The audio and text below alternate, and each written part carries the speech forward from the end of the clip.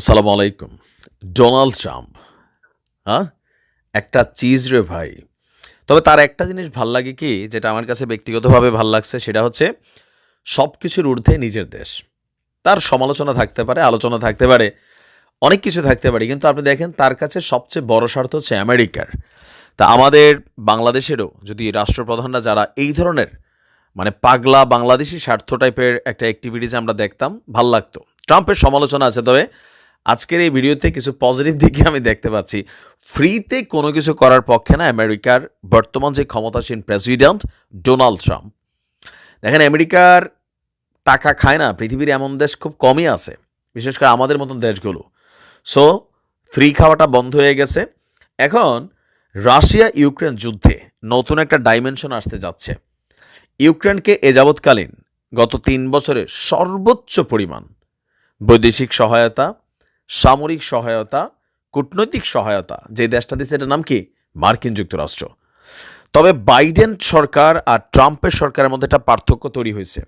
Biden সরকার করতো কোথাও না কোথাও একটা এথিক্স থেকে, মানে একটা আইডিওলজির মাধ্যমে, যে রাশিয়াকে সাইজ করতেই হবে অথবা আমেরিকারে বস বানাইয়া রাখতে হবে। কিন্তু অনেক কিছুতে বাইডেন সরকারের চোখ বন্ধ ছিল। কিন্তু ট্রাম্পের হিসাব পাল্লা থাকে, শোনো, যা লাগে দেমো, তুমি কি দিবা? জেলিকা, আমি কি দেবো ভাই? আছে। কি আছে? আমি তো না, তোমার কাছে আছে, আমি জানি, আমার ওইগুলা দিবা। তো কি দাবি করে বসছে? ফ্রিতে আর সহায়তা করার পক্ষে না। তবে এমনিও কিন্তু ফ্রিতে সহায়তা করে না। তারপর আসুন দেখি এখন জেরির কাছে কি চাচ্ছে। আপনার রাশিয়ার বিরুদ্ধে ইউক্রেনকে নানাভাবে সহায়তা দিয়েছিল যুক্তরাষ্ট্র। এবার সেই সহায়তার বিনিময়ে নতুন করে সহায়তা পাওয়ার শর্ত হিসাবে ইউক্রেনের দুর্লভ যে খনিজ পদার্থগুলো আছে সেইগুলোর একটা অংশের ভাগ চেয়েছে মার্কিন প্রেসিডেন্ট ডোনাল্ড ট্রাম্প। ইউক্রেনকে দেওয়া বিলিয়ন ডলার সহায়তার প্রতিদান হিসাবে এবার সেই খনিজ সম্পদগুলোই ভাগ হিসাবে পেতে চাচ্ছে আমেরিকা। বলা হচ্ছে যে গত ৩ বছরে প্রায় ৩০০ বিলিয়ন মার্কিন ডলার আপনার যুক্তরাষ্ট্র ইউক্রেনকে পাঠাইছে। এবার এই যে টাকা পয়সা দিচ্ছে, এই যে সাপোর্টিং করছে, সেটার জন্য ইভেন নতুন করে সহায়তা পাবার জন্য ইউক্রেনের বিরল এবং মূল্যবান খনিজ সম্পদগুলো আমেরিকা নেওয়ার জন্য প্রস্তাব দিছে। তিনি বলছেন যে অর্থনৈতিকভাবে ইউক্রেন অনেক পিছিয়ে আছে, তাই অন্য কোনো উপায়ে আমাদের এই ঋণ শোধ করার তাদের সুযোগ নেই। ইউক্রেনের সাথে চুক্তির বিষয়ে ভাবছি, যাতে করে আমরা তাদেরকে যে আর্থিক সহায়তা দিচ্ছি তার সমপরিমাণ বিরল খনিজ পদার্থ এবং অন্যান্য সম্পদ আমরা পাই। বুঝছেন না যুদ্ধটার প্ল্যানটা?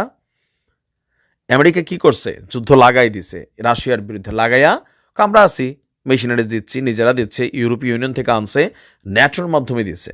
এখন এই যে দিচ্ছে, এগুলো কি ইউক্রেন ফেরত দিতে হবে না? এখন দিতে দিতে এত পরিমাণ দিয়ে ফেলছে, বলতেছে যে তুমি ফেরত দিবা কই থেকে? একটা অপশন আছে, কোনটা? খনিজ সম্পদ। এমনিতেই ইউক্রেন কিন্তু দুর্নীতিগ্রস্ত একটা দেশ। আর এই মুহূর্তে ইউক্রেনের যেইখানে ট্রাম্পের নজর পড়ছে, এই দেশটার অর্থনীতি কোন জায়গায় যাবে বুঝতে পারছেন? একদম ঘোকলা করে ফেলবে।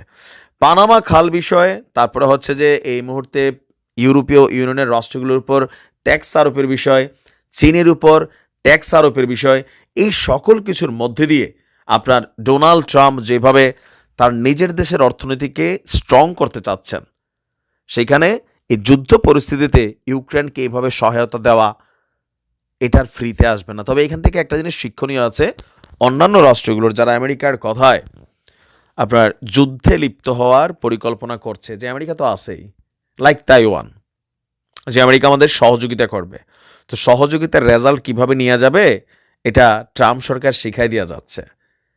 ফাইনালি আরেকটা আলোচনা আছে যে পুতিনের সাথে একটা বৈঠক করতে যাচ্ছে ট্রাম্প, আর এর মূল উদ্দেশ্য হচ্ছে জেলিকে রাষ্ট্র ক্ষমতা থেকে সরাই দেওয়া। সময় বলবে। ভালো থাকুন।